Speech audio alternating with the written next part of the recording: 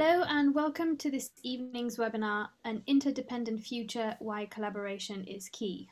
This is our third webinar in a series of ISMtrust and Delic sessions where panelists of industry experts discuss current issues for musicians and explore how we might find a solution to overcome these challenges, focusing on tools, skills and strategies to help music creators succeed.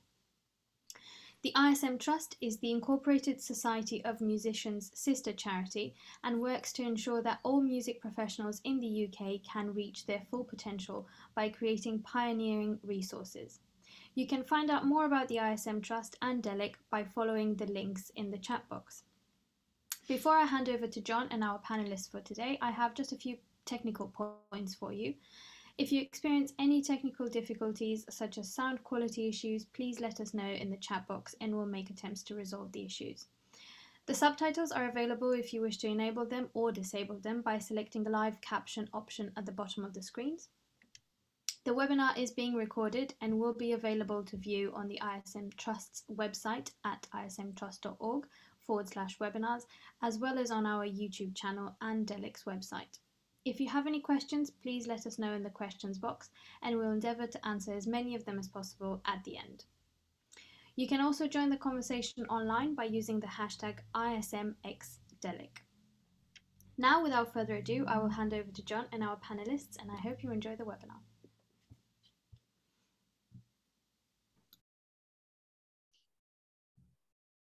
Good evening, and welcome to the ISMxDelic Sessions.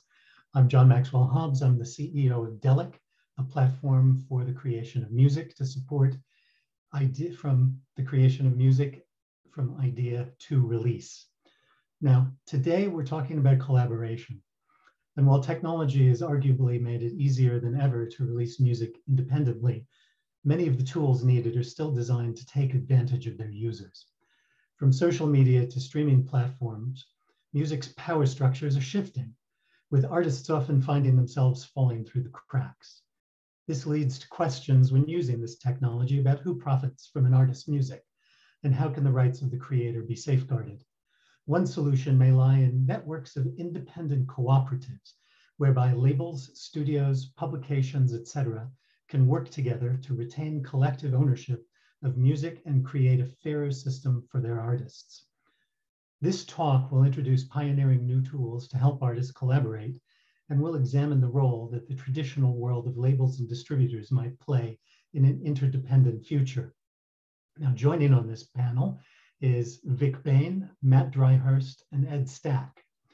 Vic Bain has worked in the music industry for 25 years and is a consultant and campaigner for diversity and inclusion in the music industry, training and advising organizations from every sector and genre of music.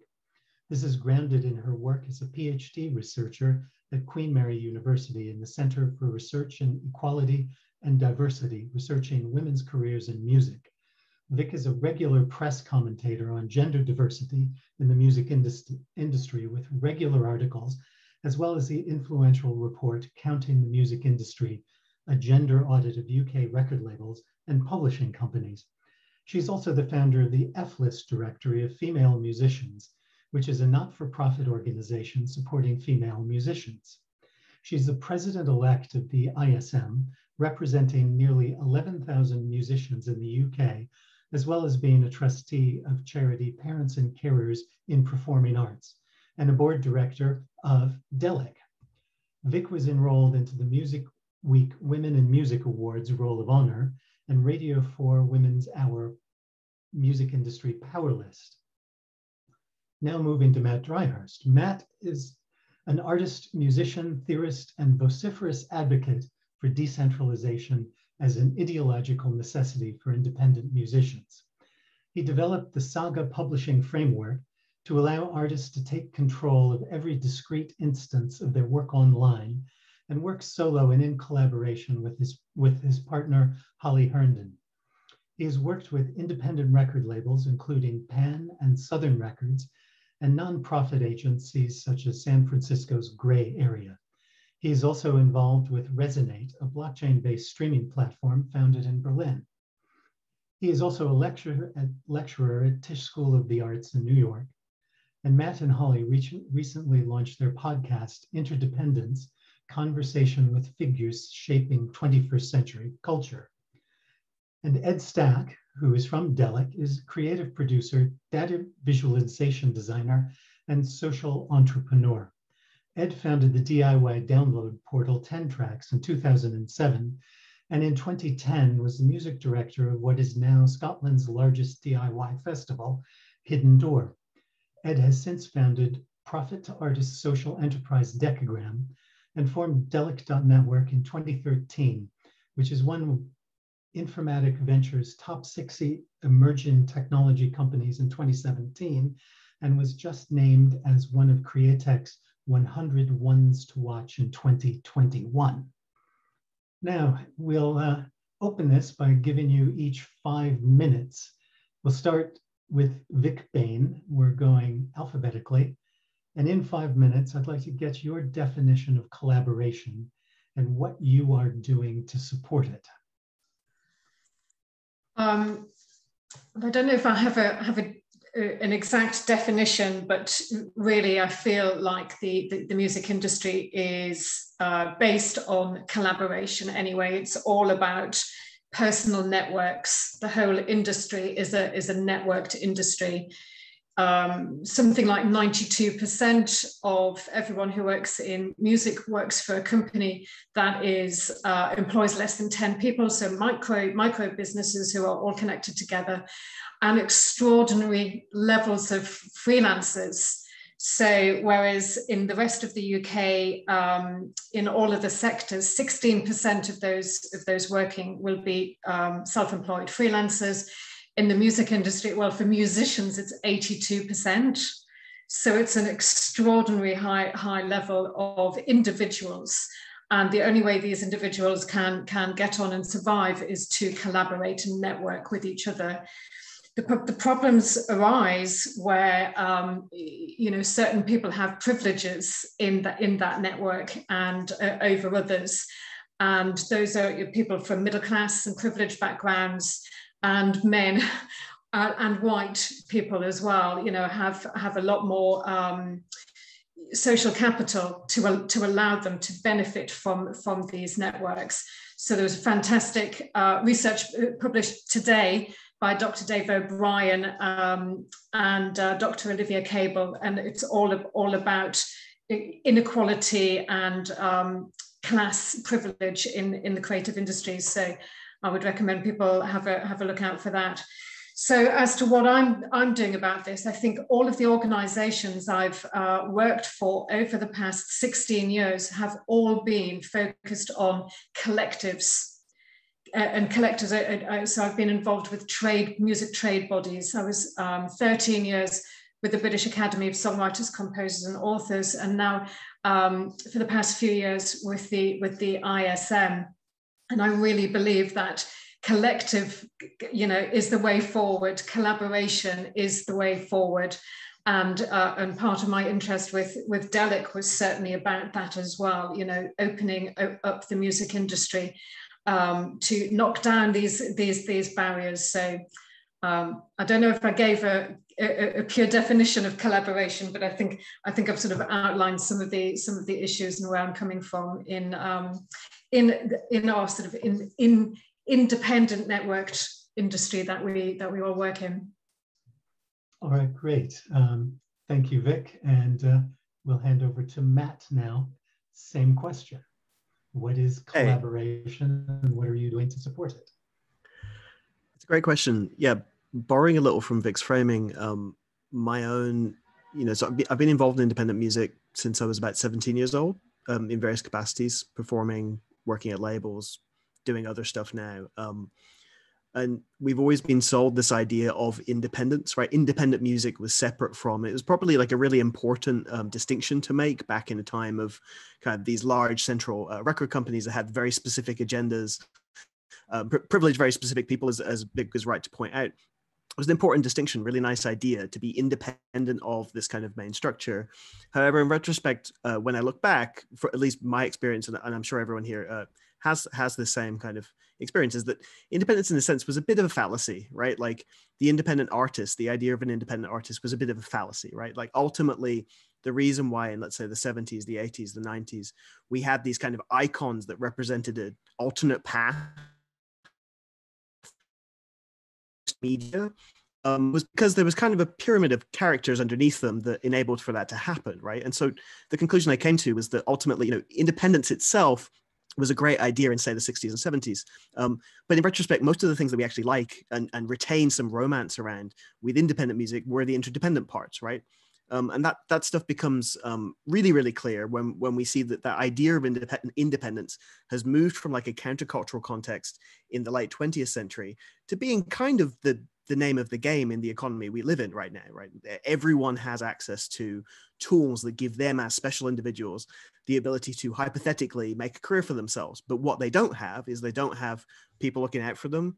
They don't have labels funding them. They don't have all of these things that I associate with the independent record industry of the late 20th century, people don't really have access to. And so also agreeing with Vic, the only kind of bright future from this outside of like the dog eat dog kind of feed wars of kind of like a couple of individuals dominating, or a couple of individual companies for that matter, dominating the music landscape, is to focus on the truth of things, which is the interdependence of things, that you can't actually cost cut away. You can't cost cut as we have done in the past decade or so, and expect to see the same kind of like verdant, beautiful results come from music cultures as we've grown to expect with the independent music industry.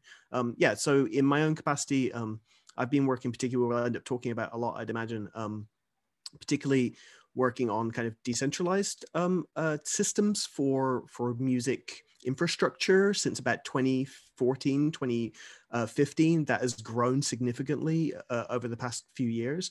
And I think it also comes to symbolize in many ways this transition from independence to interdependence, actually, because these kind of distributed ledger networks, decentralized networks only really work when everyone's kind of pulling together. That's kind of part of the point. And as hopefully I'll clarify over the course of this session, some of the cool and kind of fundamental ideas of what is coming to be characterized as Web3 are fundamentally interdependent, right? My prediction, in a sense, and it's not mine alone, is within the next 5 to 10 years, most musicians or cultural workers, period, will only be happy to contribute to platforms, publications, labels that they own a stake in. And that's kind of one of the big ideas behind the stuff I've been working on for the past 6 years. And I think it's going to ultimately provide a big challenge to the independence narrative that we've all gotten used to and some of us live under the bane of.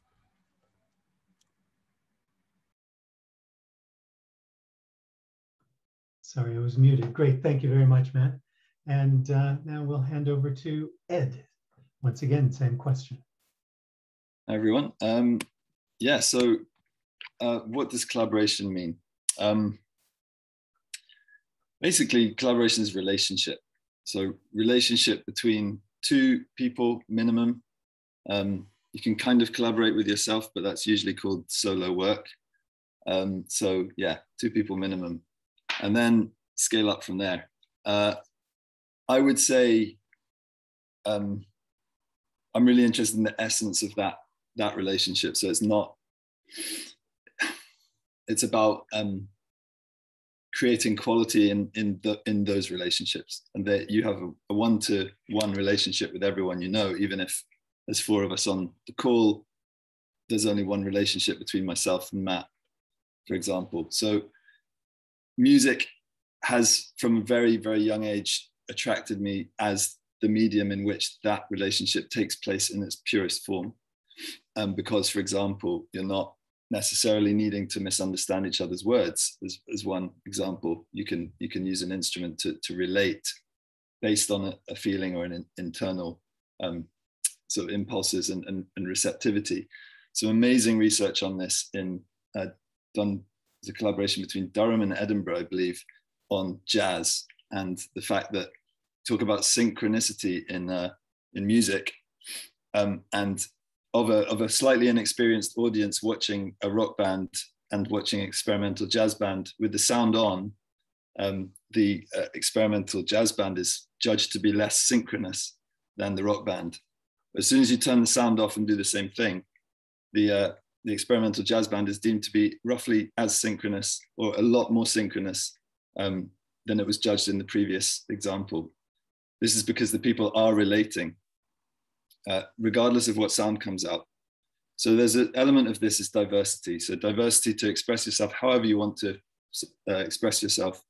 And those experimental communities end up being the kind of communities in which people have seen a certain scene, a certain way of doing things, and they've defined their artistic career through that recognition of what they value in terms of relationship.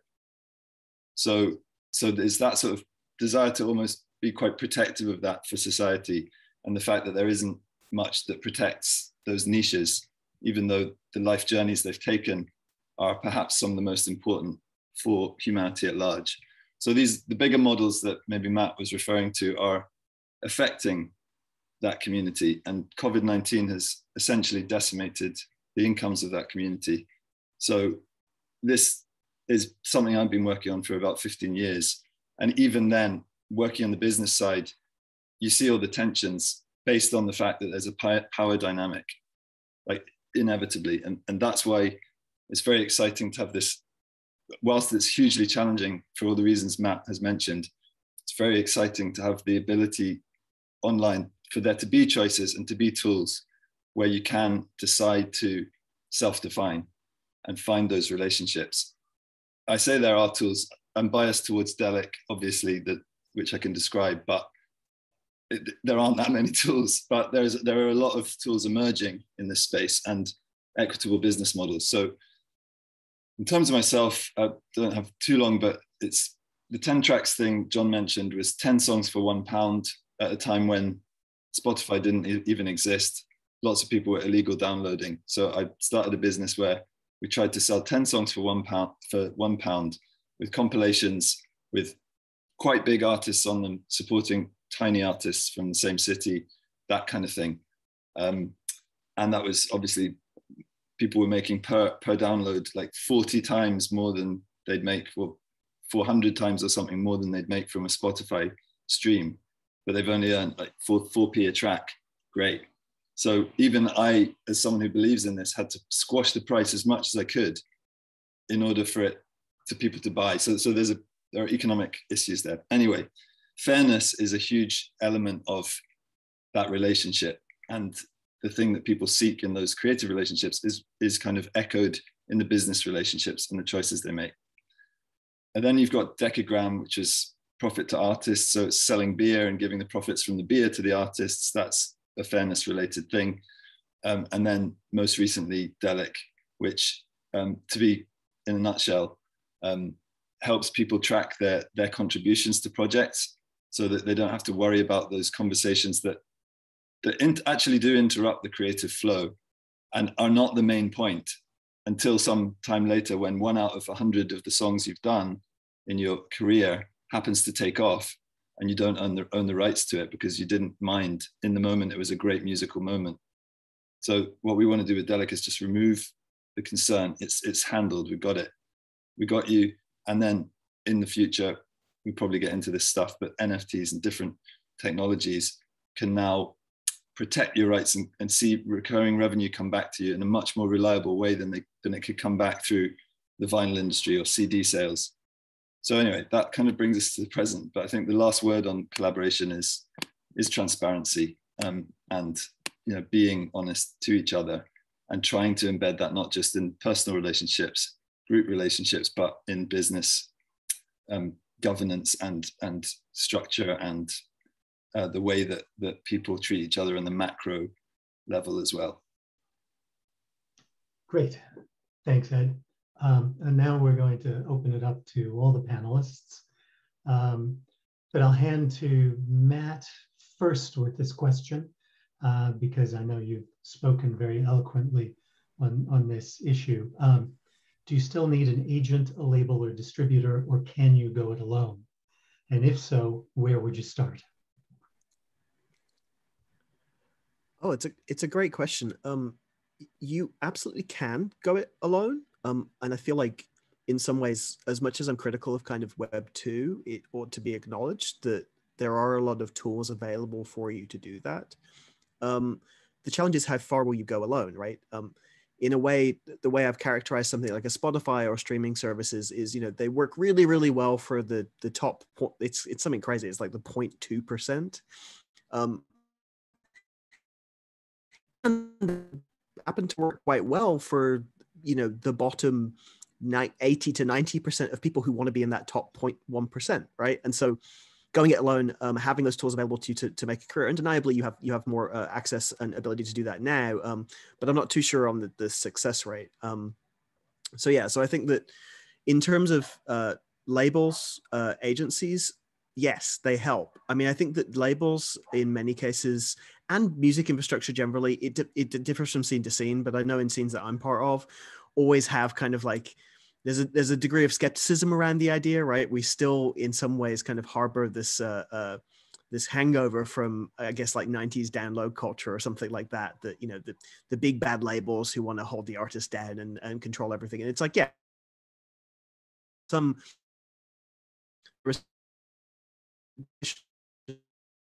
about I find personally that whether it be a label or just a group of people, the collectives that Vic mentioned, who are kind of looking out for each other, that to me is generally generally when you see something surprise you in terms of it going further than you might have expected, that's usually the story behind it. Whether it's people who have each other's back and can coordinate over a period of time. Because the other side to this too is that in choosing to go alone, you're also incurring a lot of these there, right? There's some people in the world I'm thinking about plotting, you know, for things, but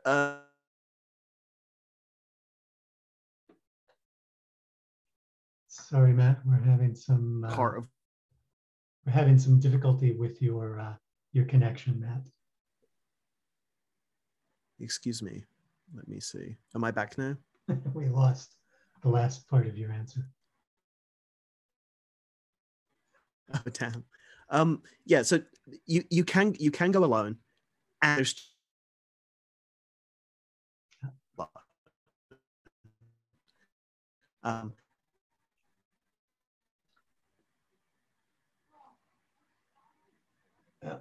still, well, we'll see if Matt comes back. Very dynamic frozen image. Until he does, I'm going to hand over to you, Vic, particularly thinking about your perspective, having worked with Baska. So from the songwriter perspective, it's slightly different and maybe even a bit more difficult. So what's your view on this? Well, I think with songwriters and composers, getting a publishing deal is pretty much all they think about. But there were lots of people who were going DIY and establishing pretty good careers. However, I do also want to say who are the people who are getting those deals. Who is the music industry? The big corporations. Who are they investing in? And my analysis in Counting the Music Industry two years ago revealed that only 14% of those signed to current publishing rosters and 20% of artists and musicians signed to labels were female. So for female musicians, actually, this might not be your choice to go it alone, to be independent. It's what you have to do. So I know on a previous panel, you had the amazing artist Vishy, who has a fantastic career and has done some wonderful things in her career. she became an independent musician because she couldn't find any interest from the major labels who really wanted to put her in a box, and couldn't figure out quite what box she fitted in. So she created her own. So I think for musicians, it's really important that they get as much support otherwise in helping them with their careers. They need lots of business advice. They need to know how the industry works, how the royalties flow. They need to know all about their contracts and their legal situation, and how best to earn money in what is a cutthroat competitive business. So all of the organizations I've really worked for the past 16 years have been organizations that in some way or in many ways help musicians with all of that information, to give them the tools in order that they can make some money and get an income stream and survive. So yeah, it's hopefully that's answered your question. Yeah, thank you very much. And Ed, from your perspective as both a musician and a producer in the Scottish DIY scene, looking at it from that side of things, what's your view? You're on mute. Definitely interdependence, not independence. Going it alone. I mean, based on what I was saying before, you kind of should always be alone in a certain sense, as in making your own sort of decisions, seeing the world clearly and trying to do the best thing, in that situation. But that leads you to the relationships that I was referring to. And that's how I feel like the DIY scene has always worked, because it kind of attracts those natural relationships. One of the things that was huge at the time that I was most active in that sort of scene community, the kind of community that questions the terms, is it a scene really? What does that mean? But a key component of that was the live context, which we've completely lost during COVID. So what you'd do is you'd encounter people doing interesting things, whether they're in the audience, loving music beside you, loving the same music, or whether they're a musician you want to chat to afterwards, or if you're in a band, or a support band. There's so many ways in which you can meet people. There's a random mixing element provided by the bar. There is just so much good sort of, if you kind of analyze it from a business perspective, you find so many amazing stats in terms of interpersonal relationships. If you look at the bar, if you look at the venue, you also see, I would imagine, well, I mean, I know some stats, but not as much as Vic, where these things operate against certain minorities as well. Huge work needs to be done, but just simply the presence of the outside world, as opposed to just your screen, your apps, that sort of thing, is hugely important. So I think that's really important, and people talk about it in terms of their creative practice as well. You can't make music that well. You can make music solo, but group music making processes for the people who do that on Delic, our research shows that that's hugely important. It's not going to change. So is live performance. We want to, as a tool, we want to recognize that and help that. We don't want to sort of replace it as a remote working thing where we all become brains in a jar. So that's, yeah. So in terms of the question, circling back, you move alone and you attract community, I think. And the challenge, I think, right now is monetizing that attraction whilst retaining the independence of view that leads to the interdependence that you have chosen, which I think is really well encapsulated with what Vic said about Bishi and the ability to be thoughtful about your career and to look at the positives and see if there's funding, you know, these kind of things. Start seeing how do you extend your brand, that you don't want to be a brand, but you know what I mean? You know, Vishy's got lots of technological elements to the work that she does, and seeing what music is and sort of to its fullness is a good thing to do in terms of expanding your imagination to the world of making money as well, as opposed to saying, oh, that's someone else's deal. Actually, there's a huge opportunity in saying that's not someone else's deal, that's my deal, and I'm going to do it creatively. All right, and that actually moves us into a question, and particularly to consider sort of people who are not typically hanging out at the bar, let's say classical musicians or people who are new to the profession. Not saying that classical musicians don't hang out at the bar, but it's a different sort of ethos. But different drinks. Yes. How do you network?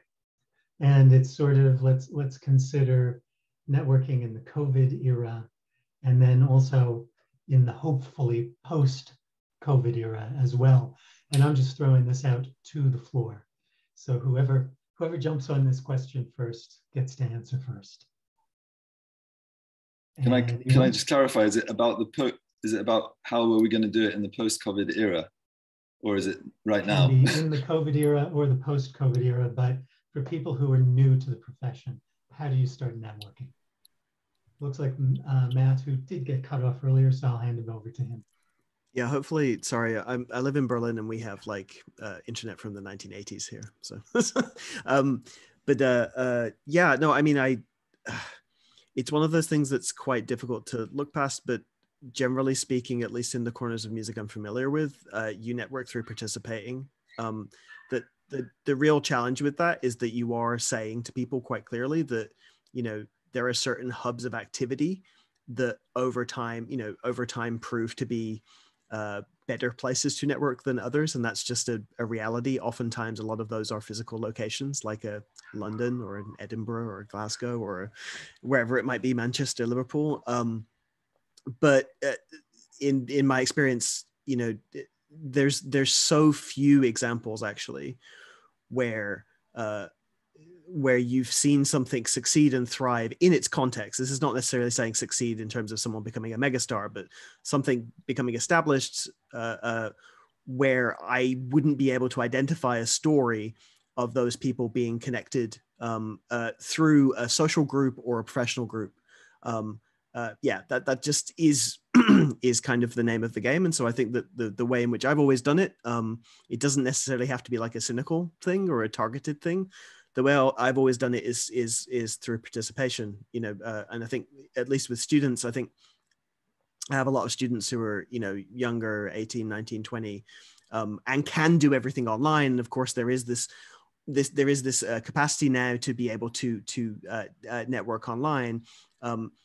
But one thing I try and establish is that even amongst people who are 18, 19, 20, 21, generally speaking, when I see something thrive, I can kind of identify a scene in a New York or a London or a Manchester or a Liverpool or a Glasgow that has kind of enabled that. It's generally the rule. And so, yeah, so fundamentally it's like participate, like play shows, don't worry about creating the perfect record before someone doesn't know, you know, before people don't know who you are. Ultimately, the people in the groups that are around you are what's going to help you get to another level, and that's just a truth that you know, it's undeniable to me that is kind of the major distinction between people who end up having kind of longer careers and people who, you know, don't. Okay, thanks. Vic, I'd like to hand this over to you, particularly in terms of the work that you've done around the F list, because it really feels like you're trying to find a way to create a network for women who have been largely excluded from the traditional networks.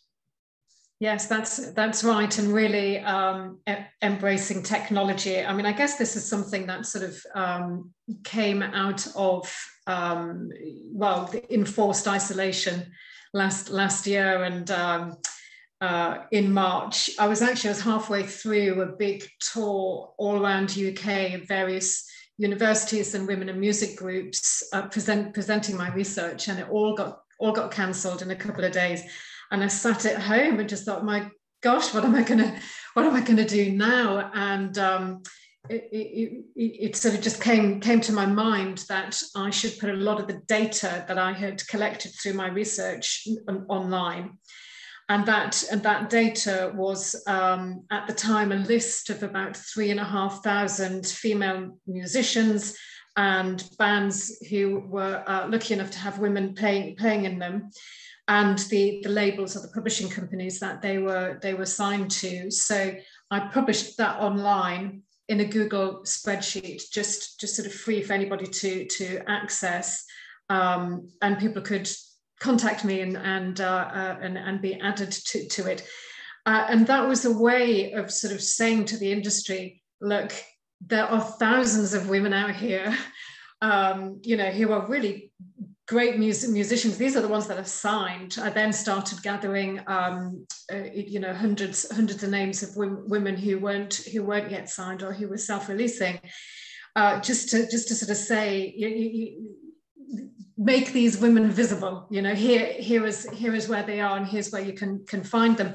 And that sort of developed last year. It sort of took on momentum, and it really snowballed. And now it's a not-for-profit organization. It's got its own proper website. It's a searchable directory. So anyone who wants to find a female musician with any skill set, playing any instrument in any music genre in every part of the UK, can go onto that website and find someone. Could be another musician wanting to find another musician to collaborate with.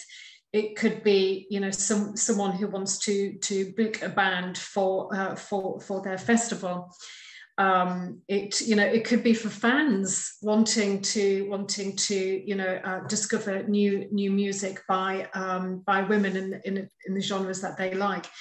So, you know, that really has kept me very busy over the past year, and it's been fantastic. So we've got 5,200 listings now, and it's every single day it's growing.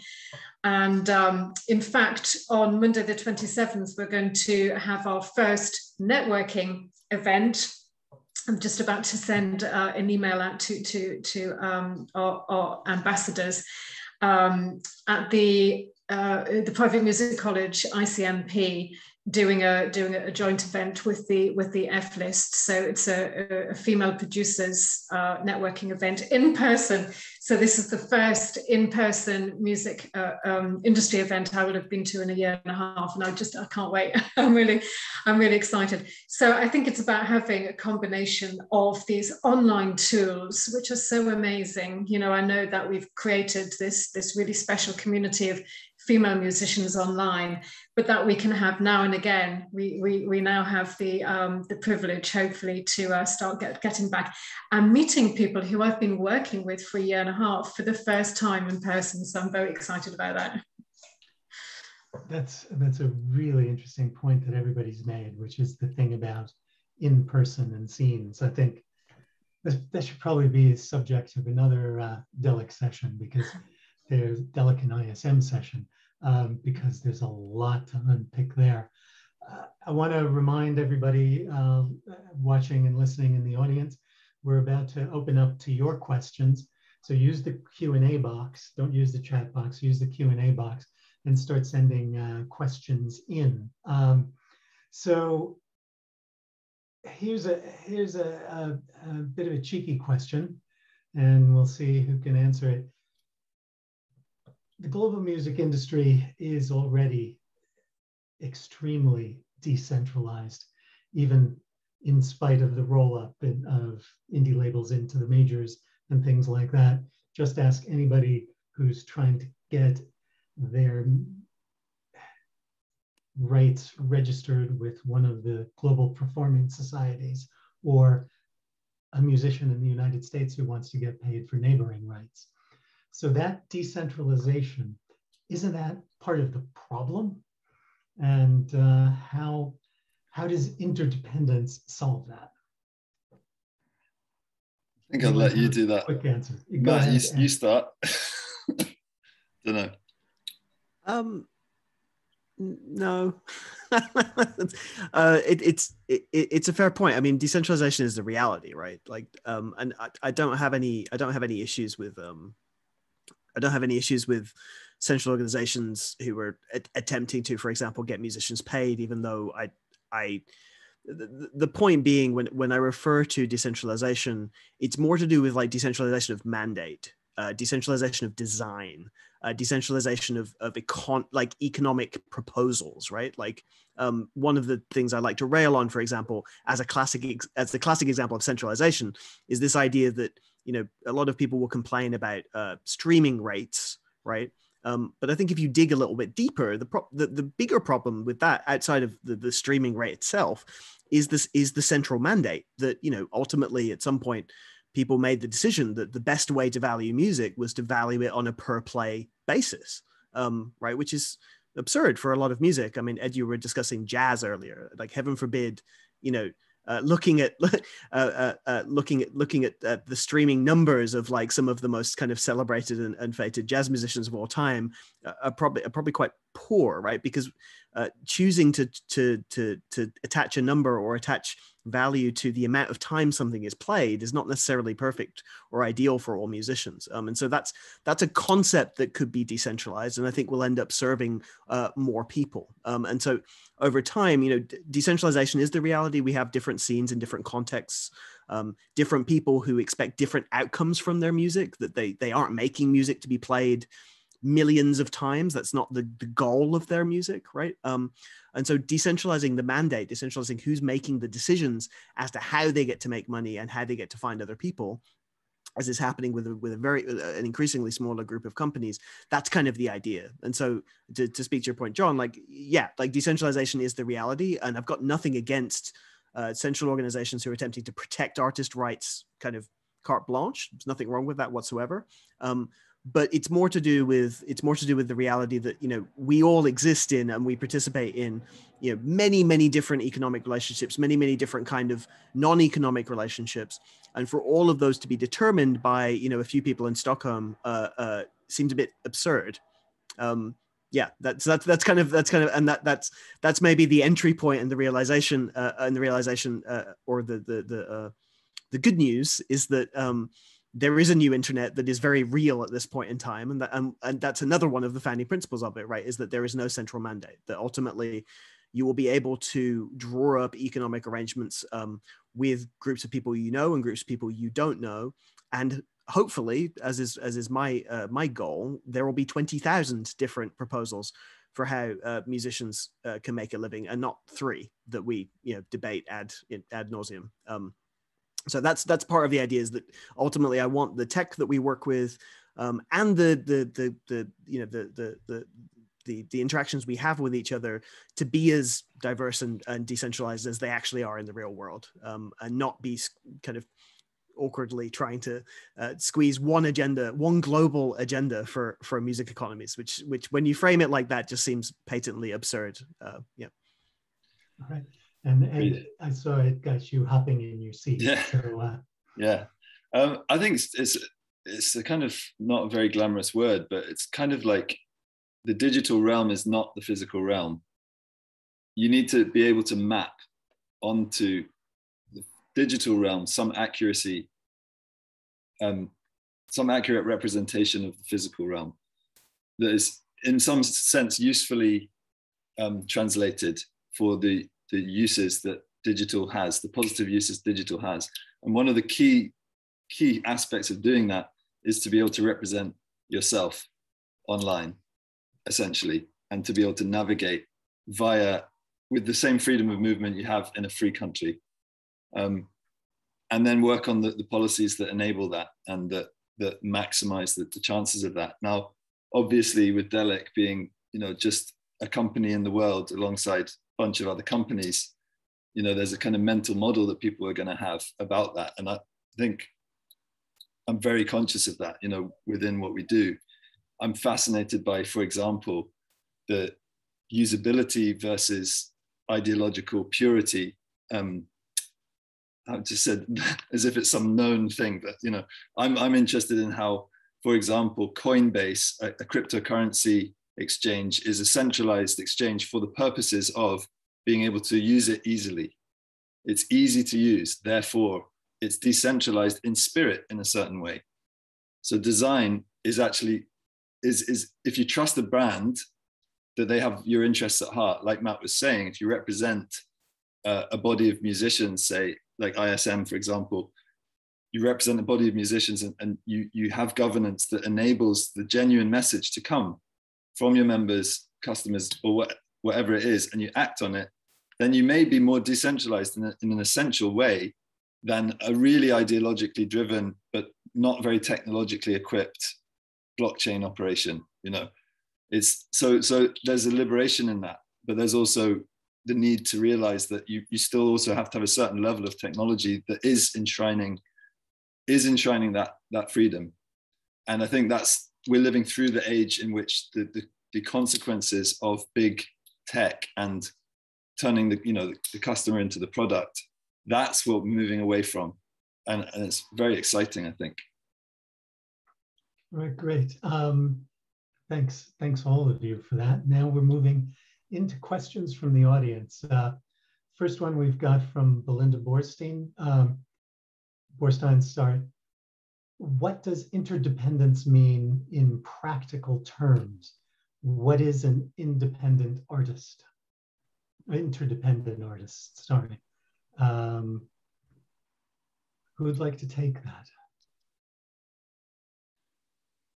I wouldn't mind having a stab on the. All right, Ed. Because you got the networking question from earlier, and I think there is something about the networking through participation, which is quite a good way of looking at that. The example that came to mind when Matt and Vic were talking about it was this idea, this kind of norm, or at least maybe it's a slightly outdated norm, I'm not sure. We're doing a little bit of research with some resident musicians at the moment, who I just want to plug, get paid by the government from COVID funding to make music 25 hours a week. And I'm really proud of that at Delic, that we're doing that, allowing 2 musicians to basically make music all the time. But at the moment, I'm working with them to find the labels that they like and think about how they might present the EP that they're working on together, how they might, what labels they like, who are local, thinking strategically about, should it be the whole of the UK I'm looking at, just local, global, I just want to go straight to a Def Jam, it's that sort of thing. And even those labels, the A&R people in the labels are going to be looking for you to have that sort of, there's something about music that comes out of those communities of people who are participating. So there's definitely like completely, niche sort of someone who lives in an attic and has like 100 modular synths, that sort of thing. But again, that's still something that's embraced by a community. Someone needs to be able to recognize the value of that guy in the attic. And it's not going to be people who, I don't know, it has to be from the music community, and it's the sort of acceptance of difference and of diversity in certain types of community. I guess I'm talking about the experimental one quite a lot, and maybe idealizing a lot of what I'm saying.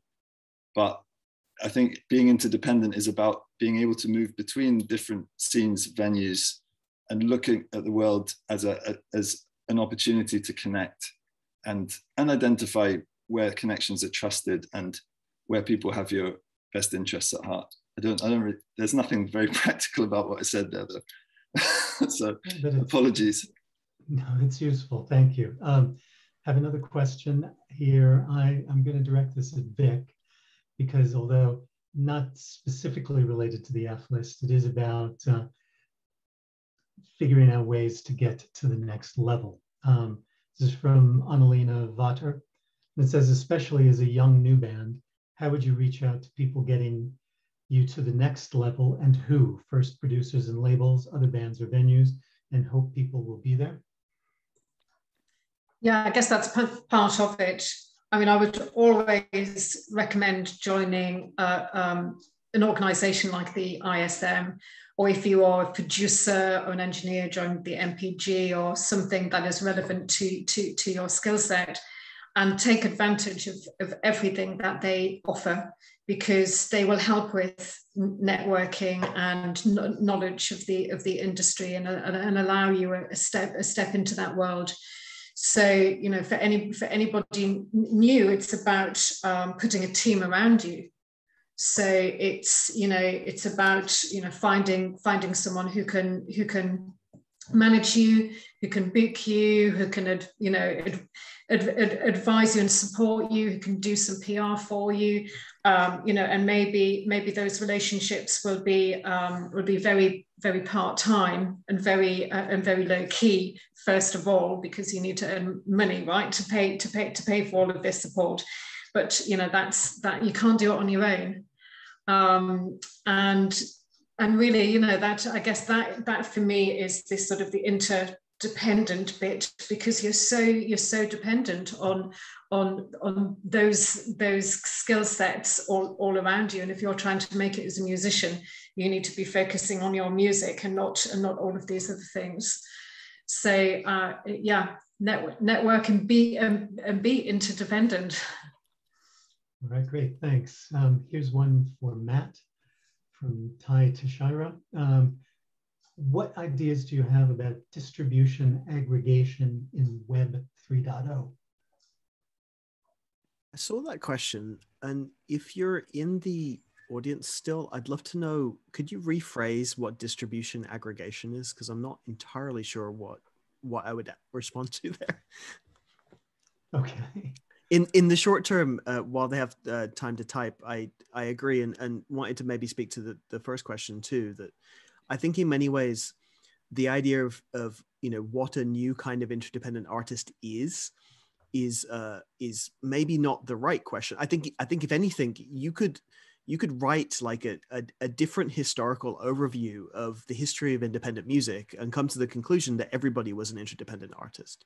And I think the reason why I emphasize that is that, particularly because I'm closer to the realm of developing new technologies, I think there's been a lot of emphasis on developing new technologies with this kind of like promotional understanding of what independent music was, of like the icons, the iconoclasts or whatever, who stood out from everybody else.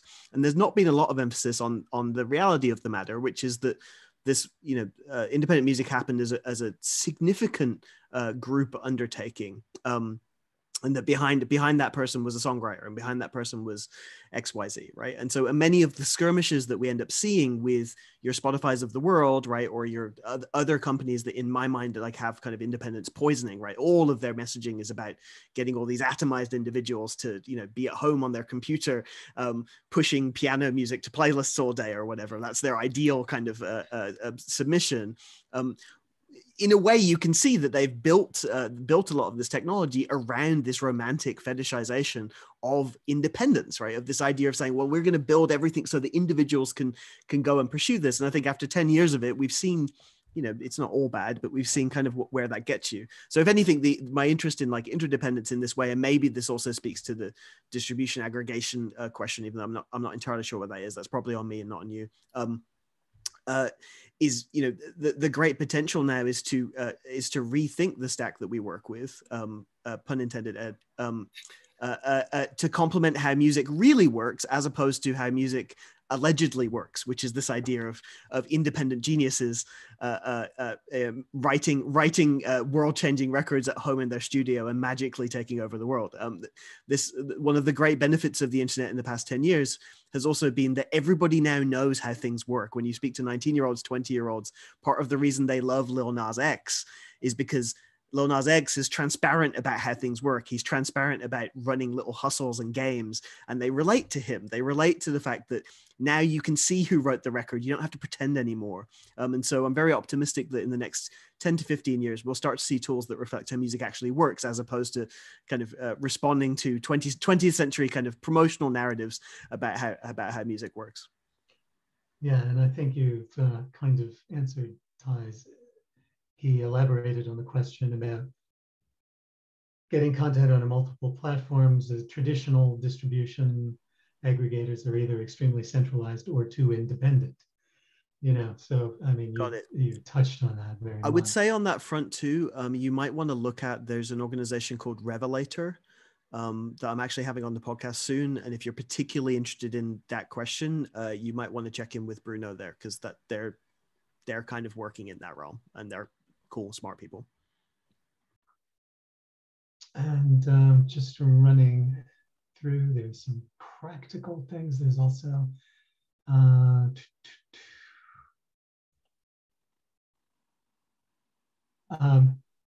here's an interesting one, and I think this is in your area very much, Ed.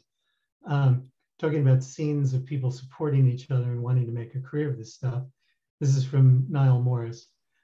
Suggests a membership club. Can the panel think of ways that the type of pay a membership or pay off labor model that has been successful for autonomous DIY venues will scale up for bigger artists and labels, etc.?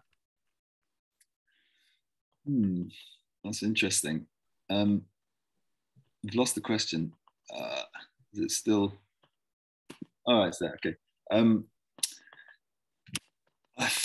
Yeah, I mean, payment models are really, I mean, Delic is thinking about payment models, right? So I mean, at the moment, I think it's a good idea, first of all. I mean, I do think you can, like, definitely, I mean, the combination of cash, sort of regular cash, I'm actually not too sure about payoff labor. Does anyone know what that means? Or Niall, can you chat somewhere and tell us what the payoff labor piece is? Because it just got me going down a road that might be right, but it might just be completely wrong. So I'm not sure what payoff labor means. Is it as in you're paying a membership, or you pay in kind by doing stuff? Sounds like it might well be. Because I'll just assume that, because that's exactly what I see with something like Delic, where people are working with each other. There's a real missed opportunity, basically, by the fact that people are financializing everything.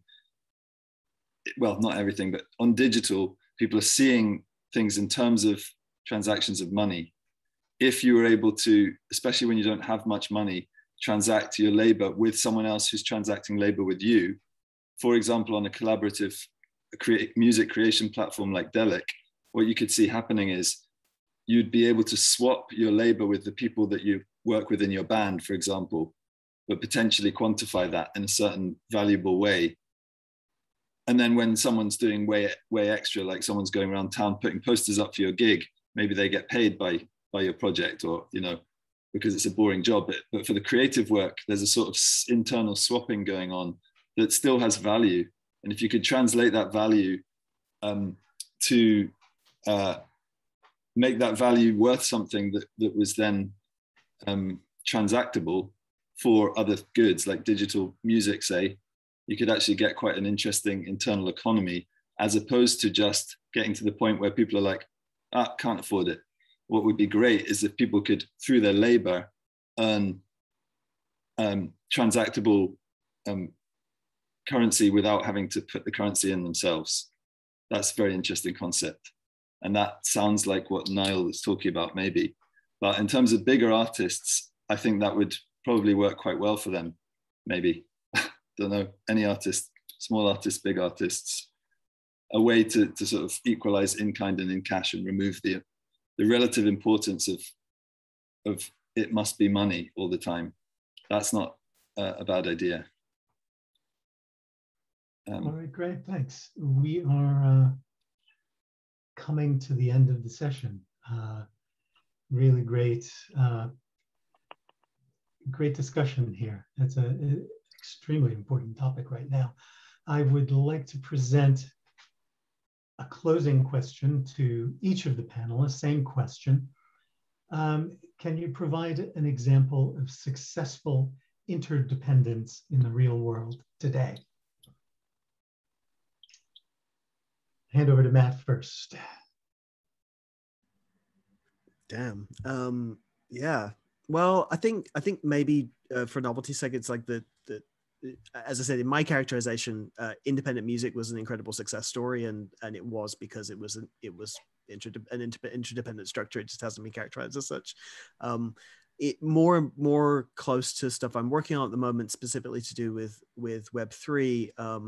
You know, most people don't know, but you know, the other week, for example, one of the large crypto art platform, Super Rare, which has been going for a number of years, free service to interact with and use, you know, decided to publish a bunch of shares and gave 15% to everybody who's used the service. It was over $150 million worth of money was given to every user, every artist, every collector, every participant who had an account up until a certain point. That's in real terms, outside of like beautiful interdependent things that happen in a kind of non-hard economic context. In real terms, that's what Web3 represents, and it happens very, very frequently. People who use platforms, people who contribute their art or their attention to platforms, ultimately ought to own a share in the upside of those platforms, and that, to me, in very real terms, which I think there's plenty of examples of interdependence in the world, but that's very new. That is very, very, very new. And so, yeah, so I think that for those who might be interested in that particular topic, it's worthwhile checking out and taking Web3 very, very seriously, because a lot of these kind of interdependent gestures are occurring. Yeah, and I think over time, as I said at the beginning of this conversation, it's those kind of new proposals of people expecting equity in the things that they contribute to. It's those kind of new proposals that will shepherd us into something different than what we have now. Great. And Vic, your view. Well, I think the example I'm most closest to is probably Delic, and the founding members. You know, I really I love the ethical ethos of Delic. That's why I'm involved. You know, I've worked with songwriters and composers for many years, and I know that they are often the bottom of the you know, the last to get paid, and they get paid the least. So, you know, being involved with a platform which has the potential to really reward those creators by getting involved right now is something that you know, I think is really great. And Ed, I'm sure you can talk about it a lot more. And final word to Ed. You're on mute again. Just waxing lyrical there into the silence. Thanks, Vic. Yeah, so Delic's founding membership program is you do own a small piece of equity in return for giving your time in interviews and filling out surveys, and in return you get a very good value lifetime offer to the site as well. So like £1 a month membership of what is quite a data intensive application. So I obviously recommend everyone to check out Delic, but check out the founder membership program, which I'll share a link for. One thing I'd say also, just on the interdependence on the Delic side, is we are also moving into payments internally. So you can pay people who are mixing engineers, who are kind of acquaintances or people who are just on the cusp of between the creative relationship and the sort of, oh, I know someone else who's in another creative collective who's really great at engineering audio. The ability to pay each other in projects is going to be possible quite soon. So that there's a sort of economic interdependence at the granular level, which is often difficult. So many reasons for it, but mundane reasons, like it's really boring getting hold of 7 people's bank details if you're the project manager, and you become the bad guy just because you have to manage the payments. All of those things we see to be things of the past very soon using Delic. But my real world example has got to go to the Pianodrome, Edinburgh's www.pianodrome.org, which is something that Decagram worked with in terms of supplying beer for their bar in the Botanic Gardens in Edinburgh. But basically they are now an Internet of Things installation where they have real old pianos upcycled old pianos in an amphitheater, which is acoustically amazing. People sit on the old pianos, and experimental alternative music is supported. It's funded through Creative Scotland, funded through bar sales and you know, savvy deals with people like us, Decagram, but also other breweries and spaces. And they've done a lot of work in terms of lobbying for the benefits of music and the benefits of recycling, and thinking about the different things that music tells you to do. That a musical relationship or a musical passion community dictates certain ethical choices that you can then use to get organizations to support you, because they also want to support those things, like supporting obviously sustainability and fighting climate change, etc. So I would just say pianodrome.org, and they're just very kind of human live music context. And so I'll just send the link here. It's the best example, closest to home. Great. Well, I think that sums it up. Thanks so much to our panelists, Vic Bain, Matt Dryhurst, and Ed Stack. Thanks also so much to the ISM for pulling all of this together and working with Delic. Want to mention next Thursday, September 23rd at 6 p.m. UK time, we'll have the ISM and Delic session number 4, how to make money from your music. We'll answer all the questions. Basically, looking beyond streaming and live gigs, we explore how musicians and music creators can make money from their music. Independent artists increasingly have portfolio careers. They need to manage multiple revenue streams to build career momentum. For independent artists, streaming is their primary source of income at 28%. Live revenue is second at 18%, which means they are less exposed to lockdown's impact than established label artists. But the key for today's artists is to make revenue from multiple professions, such as publishing, session work, sponsorship, and merchandise. Artists should think of themselves as small entrepreneurial businesses, and they need 4 or 5 income streams to get off the ground. So joining our moderator, BBC Radio Scotland DJ Vic Galloway, who will return for that, is the coordinator for Europe and the UK at CD Baby, Sandra Croft, the independent business affairs and rights management advisor at ISM, Mike Burgess, UK creator partnership at Patreon, G. Linford Grayson, and me, the CEO of Delic, John Maxwell Hobbs. Once again, thank you to our panelists, thank you to the ISM, and thank you to everyone who joined us for this session this evening. And have a great evening. Thanks, John. Thanks all. Nice to meet you. Bye, Matt. Bye, Thank Vic. you. Ciao. Have a Bye, good day. everyone.